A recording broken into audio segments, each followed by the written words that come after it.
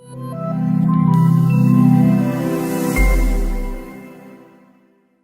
Guys and welcome back to GoLegal and this is Sushant. और आज इस वीडियो में हम बात करने वाले हैं सुपरदारी के बारे में। सुपरदारी होता क्या है, तो इस वीडियो को एंड तक देखना। एंड तक देखने से आपके माइंड में जितने भी डाउट हैं सुपरदारी को लेके वो सारे क्लियर हो जाएंगे।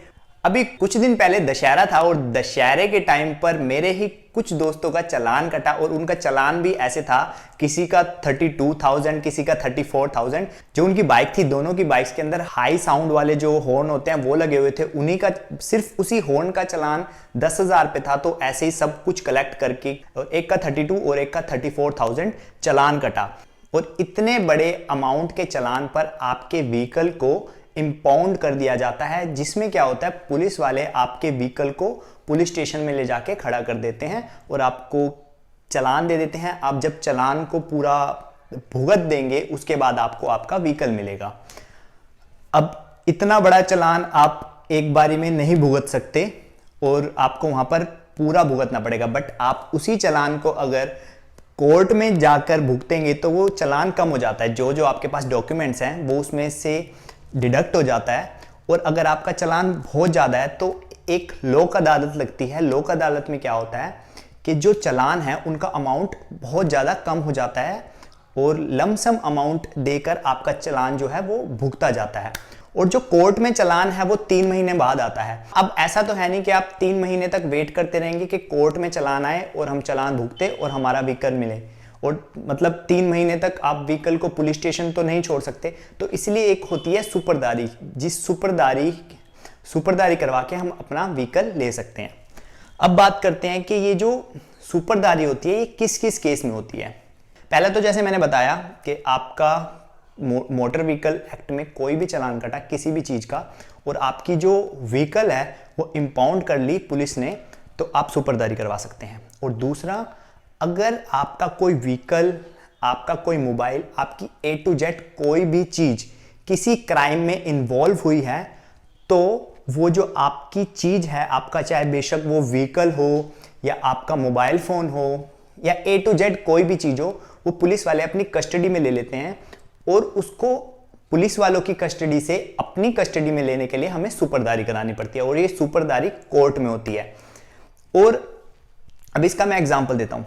एक कोई कार है, वो यूज़ हुई किसी के मर्डर में, कोई डकैती में या A to Z किसी भी क्राइम में, तो जब वो FIR रजिस्टर्ड होगी तो उस व्हीकल को पुलिस अपने पास अपनी कस्टडी में ले लेगी। और अगर आपको वो व्हीकल चाहिए तो आपको सुपरदारी करवानी पड़ेगी, नहीं तो जब पूरा केस खत्म होगा तब आपको व्हीकल मिलेगा। तो आप इस चीज़ का वेट तो कर नहीं सकते, इसलिए हमें कोर्ट में जाके अपने व्हीकल की, आपने किसी भी चीज़ की सुपरदारी करवानी पड़ती है। वो आपका मोबाइल भी हो सकता है। अगर आपका मोबाइल किसी भी क्राइम में इन्वॉल्व हुआ है और आपका नाम FIR में आया है तो आपका मोबाइल को भी पुलिस कस्टडी में ले लेगी इन्वेस्टिगेशन के लिए और आपको अपने मोबाइल को वापस लेने के लिए उसकी सुपरदारी करवानी पड़ेगी।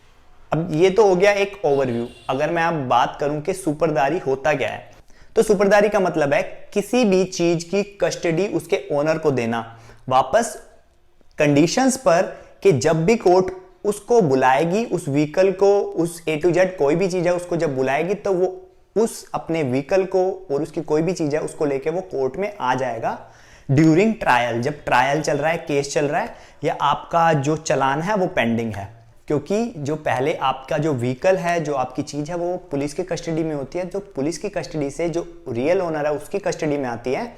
बट कुछ कंडीशंस पर कि अगर इन केस पुलिस या कोर्ट कॉल करेगी उस व्हीकल के लिए या आपकी A to Z जो भी चीज़ है उसके लिए, तो आप उसको लेके कोर्ट में चले जाएंगे। तो इसलिए इस श्योरिटी के लिए कोर्ट श्योरिटी बॉन्ड्स भी लेती है या कुछ डॉक्यूमेंट अपने पास सबमिट भी करवा लेती है। अब सुपरदारी का पर्पज़ क्या है? सुपरदारी का पर्पज़ यही है कि आपका जो अब चालान है, चालान आप 3 महीने बाद भुगतोगे या जब भी भुगतोगे, आप तब तक तो अपने व्हीकल को, अपनी चीज़ को पुलिस स्टेशन में नहीं छोड़ सकते।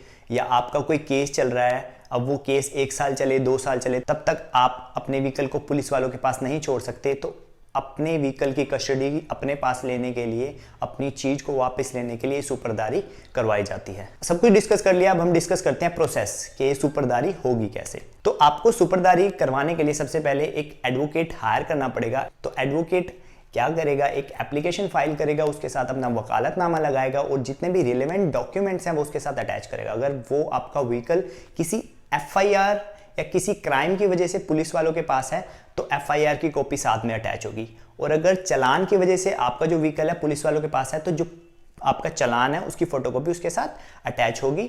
और आपके जो भी रिलेवेंट डॉक्यूमेंट है, आपका आधार कार्ड, आरसी, जो भी रिलेवेंट डॉक्यूमेंट है वो साथ में लगेंगे और वो जाके जो फाइल है, एप्लीकेशन है, वो एप्लीकेशन कोर्ट में लग जाएगी। अब इसके साथ वकालतनामा इसीलिए लगाया जाता है, वकालतनामा का मतलब होता है हम अपनी अथॉरिटी अपने एडवोकेट, अपने वकील को दे रहे हैं कि वो हमारे बिहाफ पर हमारी जो सुपरदारी करवाएगा, इसलिए वकालतनामा साइन करवाया जाता है और वकालतनामा अटैच किया जाता है एप्लीकेशन के साथ। अब एप्लीकेशन कोर्ट में जाएगी। अब हम डिस्कस करते हैं जो ये एप्लीकेशन है, इस एप्लीकेशन के अंदर कौन कौन से कंटेंट होंगे। तो एप्लीकेशन में सबसे पहले कोर्ट का नाम होगा। हर एक एरिया, हर एक पुलिस स्टेशन की एक पर्टिकुलर कोर्ट, एक जुरिस्डिक्शन की एक पर्टिकुलर कोर्ट होती है, कोर्ट का नाम होगा। उसके नीचे टाइटल होगा स्टेट वर्सेस और A to Z, जो भी उस चीज का, जो भी उस व्हीकल का ओनर है उसका नाम, state versus name of owner. और उसके नीचे अगर ये जो आपका व्हीकल है किसी एफआईआर में है, पुलिस कस्टडी में है, तो उसके एफआईआर नंबर, नीचे अंडर सेक्शन, और अंडर सेक्शन में अगर आपका जो व्हीकल है वो चालान की वजह से पुलिस की कस्टडी में है तो अंडर सेक्शन में आएगा मोटर व्हीकल एक्ट। नहीं तो अगर किसी एफआईआर में है तो एफआईआर में जो जो सेक्शंस हैं वो अंडर सेक्शन में लिखे जाएंगे और उसके नीचे पुलिस स्टेशन के कौन से पुलिस स्टेशन में आपका व्हीकल अभी प्रेजेंट है।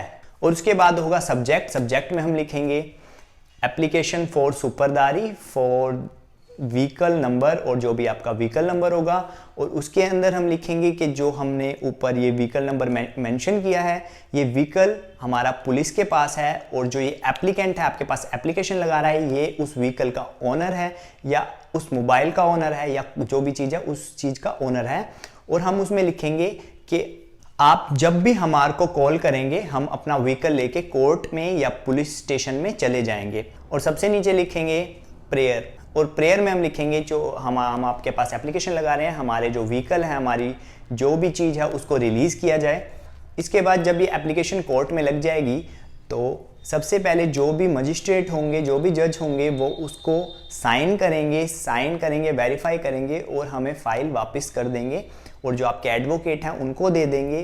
और फिर वो एडवोकेट आपको उसमें से वो जो एप्लीकेशन है उस फाइल में से निकाल के आपको देंगे। उसके बाद आपको क्या करना है, उस एप्लीकेशन को लेके जो भी पुलिस स्टेशन है, जिस भी पुलिस स्टेशन में आपका व्हीकल अभी है उस पुलिस स्टेशन में आपको जाना है, या आपकी एफआईआर जिस भी पुलिस स्टेशन में है आपको उस पुलिस स्टेशन में जाना है उस एप्लीकेशन को लेके जिसके ऊपर जज के साइन है और वेरीफाई किया हुआ है। वहाँ पर जाने के बाद पुलिस स्टेशन के अंदर मुंशी होता है, वो उसके पीछे रिपोर्ट लिखेगा। रिपोर्ट में लिखा जाता है अगर किसी भी A to Z केस में है तो वो लिखेगा इस केस में हमारे पास व्हीकल यहाँ पर पुलिस स्टेशन में प्रेजेंट है, और अगर चालान में है तो वो लिखेंगे कि चालान में हमने इनके व्हीकल को यहाँ रखा है और इनका व्हीकल यहाँ पर प्रेजेंट है। और सारी जो भी कंडीशंस होंगी वो उसके पीछे लिखेंगे कि अगर हम बुलाएंगे तो हमें ये अपना व्हीकल ला के देंगे। तो ये मुंशी सारी चीज़ पीछे लिखकर पुलिस स्टेशन की स्टैंप लगाकर साइन करके वापस दे देगा। और उसके बाद आप वापस अपने एडवोकेट के पास जाएंगे और वापस से जो आपकी एप्लीकेशन है वो दोबारा से कोर्ट में जाएगी। कोर्ट में जाने के बाद जो जज हैं, जो मजिस्ट्रेट हैं, वो वहाँ से रिलीजिंग ऑर्डर पास कर देंगे और आपको रिलीजिंग ऑर्डर दे देंगे, और आपको वो रिलीजिंग ऑर्डर लेके दोबारा से पुलिस स्टेशन में जाना है। बट रिलीजिंग ऑर्डर ओनर ही लेके जाए, जब ओनर ही पुलिस स्टेशन में जाएगा तभी आपके व्हीकल को रिलीज किया जाएगा। और जैसे ही आप अपना रिलीजिंग ऑर्डर पुलिस स्टेशन में लेके जाएंगे तो आपको आपका व्हीकल या आपकी जो भी चीज़ है, चाहे मोबाइल है, व्हीकल है, कुछ भी है, तो वो आपको दे दिया जाएगा। पर रिलीज ऑर्डर के टाइम पे दो कंडीशन होती है, या तो कोर्ट अपने पास बॉन्ड रखवा लेती है, बॉन्ड का मतलब है श्योरिटीज रखवा लेती है, जैसे किसी भी एक बंदे की जमानत होती है उसी तरह से हम अपनी उस व्हीकल की, उस चीज़ की जमानत करवाते हैं एक तरह से। या दूसरी कंडीशन होती है, कोर्ट क्या करती है, to the satisfaction of SHO कर देती है, जिसमें क्या होता है जो भी पुलिस स्टेशन है उसका एसएचओ है वो अपनी सेटिस्फेक्शन पे जो भी उसको रिलेवेंट डॉक्यूमेंट्स चाहिए होंगे वो आपसे लेके रिलीज कर देगा।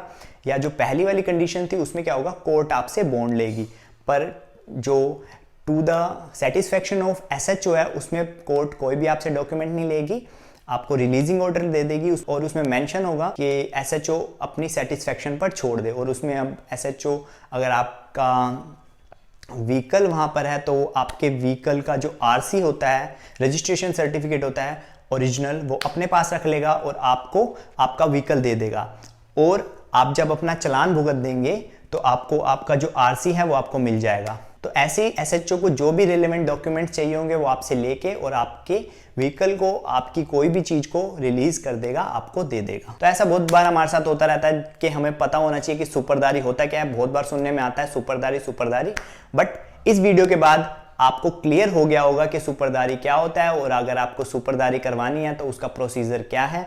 तो आई थिंक कि आपके सारे डाउट्स इस वीडियो में क्लियर हो गए होंगे। अगर स्टिल आपके माइंड में कोई डाउट अभी भी रह गया है तो हमें कमेंट सेक्शन में बता सकते हैं या हमें मेल कर सकते हैं contactgolegal@gmail.com।